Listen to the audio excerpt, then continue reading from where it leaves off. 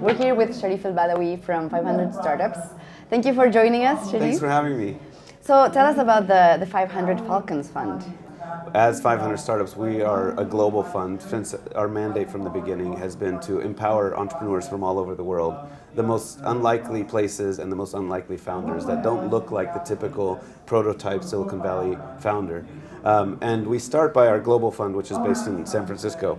And from that, we have been investing all over the world. And what we do usually in a market like the Middle East is first we start from the global fund doing spot investments into those regions.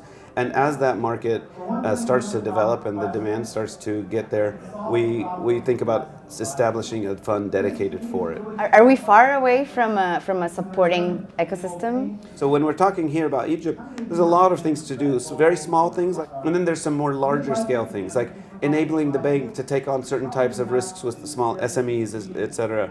And they know that, and they're working on those things, but they take a lot of time. So I think, yes, what we've seen so far is very promising.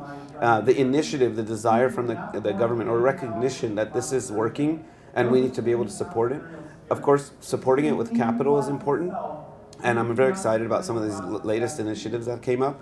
And training from the very beginning, from the university level, it's important to be able to train at the base of the pyramid, I would say, because you're not going to get a unicorn unless you have 100,000 startups at the incubation phase, and lots of them will fail, but at least they fail once, they learn from that, and they can move on. So how can that happen? How can they think globally while still having a local impact and solving a local challenge? You have to start in steps, in baby steps, right? So we don't expect, I'm not even trying to go to most of these startups and founders today and saying, think about scaling, because let's just get past like starting. A lot of them can't even, are still working on just getting a business off the ground, getting understanding of the metrics and getting a process for growth. And 500 Startups really focuses on that part, the pre-Series A process of like getting them to adapt some kind of structured process of growth.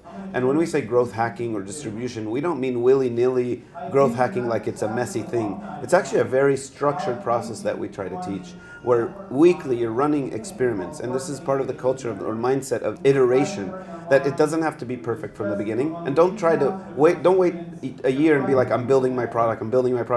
You don't even know the customer. You don't know if they're going to react well to it, and you don't even know what you should build. You think you know what you should build. But as you talk to customers regularly, experiment and be flexible about it. Be a nimble type of team.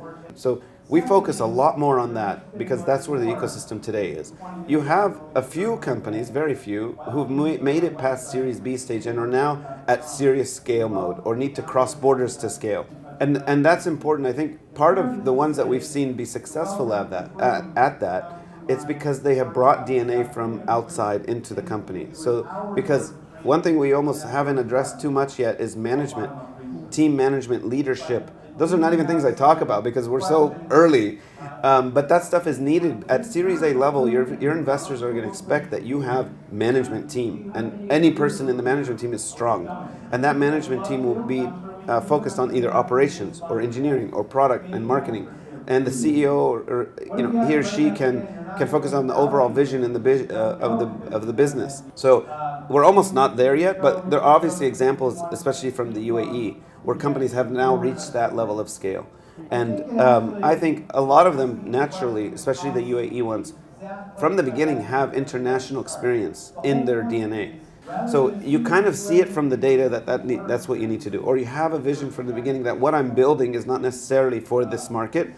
And I think, personally, that's my favorite type of startup because it builds GDP in the emerging markets the best. It's a big shift, right? And it's a big shift that's happening not only in Saudi, but in the region as well. That shift from oil focus and based economies to tech and startups, right? Yeah. How do you think this will affect the geopolitical landscape? I look at it as, when I talk about tech and innovation, when we talk about tech innovation in the region, why it's so imperative that the governments here get behind this and the companies get behind it, is that, look, oil and natural resources in the Middle East, the prices have gone down significantly over the last couple of years. In the 33 or so oil-producing countries across Central Asia, Middle East, North Africa, in the next 5 to 10 years, as oil prices continue to stagnate and drop, we're going to go from something like a 30% unemployment rate to a 70% unemployment rate. Now, anybody can get it. Like at 30% unemployment rate, our region is in the midst of conflict all the time, instability, and just sort of non-progress, right? It's very much a lot of money going to very few places and not distributed evenly. Now, we think that the carrot is that, hey, tech and entrepreneurship work. Like I mentioned, the top companies in the US are all tech, venture-backed companies from the 70s and 80s and 90s. So the carrot is, hey, put your money here, because even just 3% of the US investment capital that was put into venture capital was less than 3%. And it created all of this wealth. So if you just put less than 3% of the Middle East's capital into entrepreneurship, it will create wealth as well. So that's the carrot. The stick is, if you don't, unemployment's going to rise to 70%. Real estate and oil are not going to be able to support the future economy of the region. So that's the story that we tell. It's sort of two-sided.